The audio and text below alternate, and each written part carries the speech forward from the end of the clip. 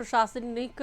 अधिकरण खंडपीठ के नवनिर्मित कार्यालय भवन का सीएम योगी ने उद्घाटन किया। सीएम अब संबोधित कर रहे हैं। लोग छुपे होते हैं, जिन लोगों को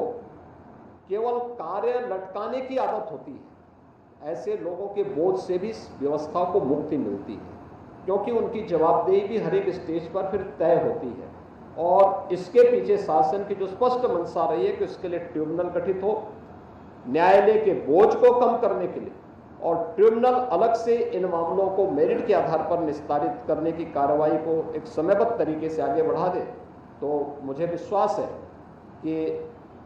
जो 16 जनपद कैट लखनऊ के कार्य क्षेत्र में आते हैं,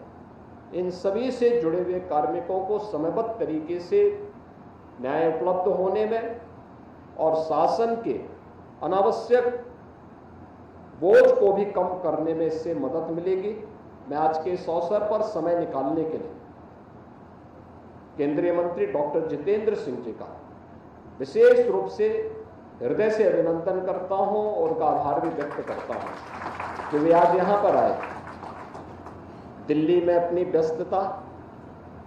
देश भर के कार्यों को देखना,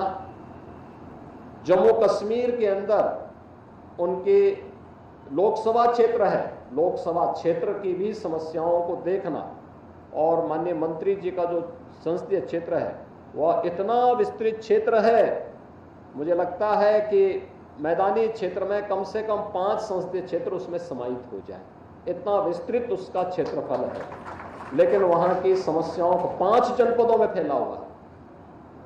5 जनपदों में फैल करके उन समस्याओं, जनता की समस्या को भी सुनना है, शासन देश भर की समस्याओं को भी सुनना है, और शासन से जुड़े हुए कार्यक्रमों को भी समयबद्ध तरीके से आगे बढ़ाना है, और अपने उन उत्तरदायित्वों का निर्वहन करते हुए अपने विभागीय कार्यों की व्यस्तता के बावजूद भी उन कार्यों को सुचारू रूप से कैसे आगे बढ़ाया जा सकता है, उसी दृष्टि से उन्होंने बताया कि कितनी प्रोग्रेस आई है, चाहे वह लखनऊ का हो, चाहे वह नॉर्थ ईस्ट से जुड़े हुए उनके कैट के भवनों के निर्माण और उनके लोकार्पण का कार्यक्रम हो, चाहे वह महाराष्ट्र और देश के अन्य क्षेत्रों का हो या JNK से जुड़े हुए मामले रहे हों। एक उनका अपना इंफ्रास्ट्रक्चर बना है, और किसी के पास भी, चाहे वह व्यक्ति हो, अगर उसके पास अपना घर नहीं, खाना बदोश की तरह वह कितने दिन तक भटकता रहेगा। ऐसे ही किसी व्यक्ति के पास अपने घर का जो महत्व है, वैसे ही विभाग के पास अपने स्वयं के कार्यालय का महत्व होता है। और कितना शानदार भवन बना है, एक शानदार भवन में शानदार तरीके से आप लोगों को यहाँ पर कार्मिकों की समस्याओं का समाधान करने में मदद मिलेगी। इस विश्वास के साथ मैं आप सबको हृदय से बधाई देता हूँ, अपनी शुभकामनाएं देता हूँ, और उत्तर प्रदेश शासन के स्तर पर जिस भी प्रकार के सहयोग की आवश्यकता होगी,